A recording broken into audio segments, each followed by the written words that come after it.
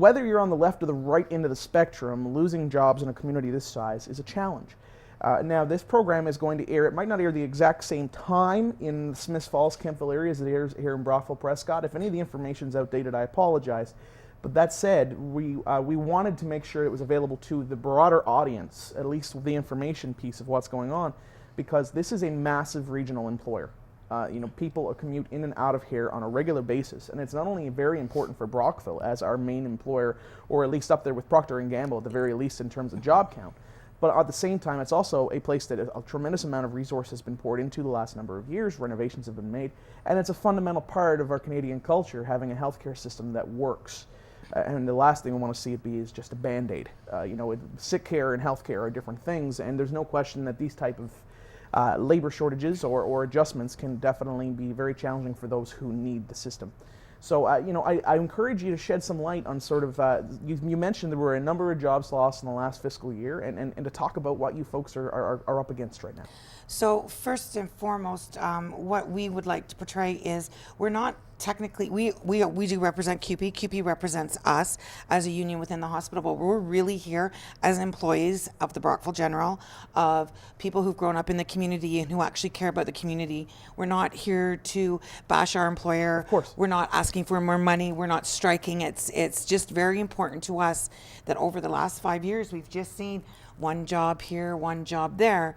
The employer thinks they're getting away with it by an elimination of a position. So if someone retires, the job goes attrition, it goes with them, but the work's still there. Our employees are exhausted and stressed out, and we can't just afford to lose all these jobs all the time. The last fiscal year, CUPE alone has lost about 18 full-time and 3 or 4 part-time positions.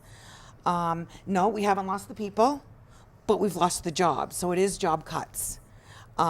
Everyone always goes, well, if nobody lays off, it doesn't matter. Well, no, it does matter because we don't have the job left for anyone to do. Brockville's gone through some economic times itself and trying to get new businesses here. You would think that that would be one of the biggest selling features, is that we have a full service hospital to provide to these families and these who want to come to Brockville. We've got the young. We have all these co-op students from high school trying to figure out, if they want to be a nurse or a doctor or an x-ray tech. There's not going to be any jobs for them in Brockville if we don't try to stop and really plead to the government to give more funding to healthcare. In December, they announced the closing of our Brockville Laundry Department. The laundry has been in the Brockville General since the day of time, since it was created. We're losing 12 jobs. We're not losing 12 people, but we're losing 12 jobs are going to Kingston. Our services are leaving our community. We're not going to,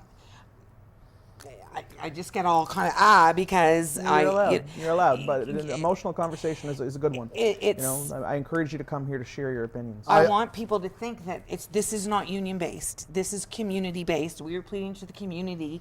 We're going to start it. We're going to try and run this fabulous campaign to get it knowledgeable and people thinking about what's going on. And not the negative about the union, because that's not what it's about.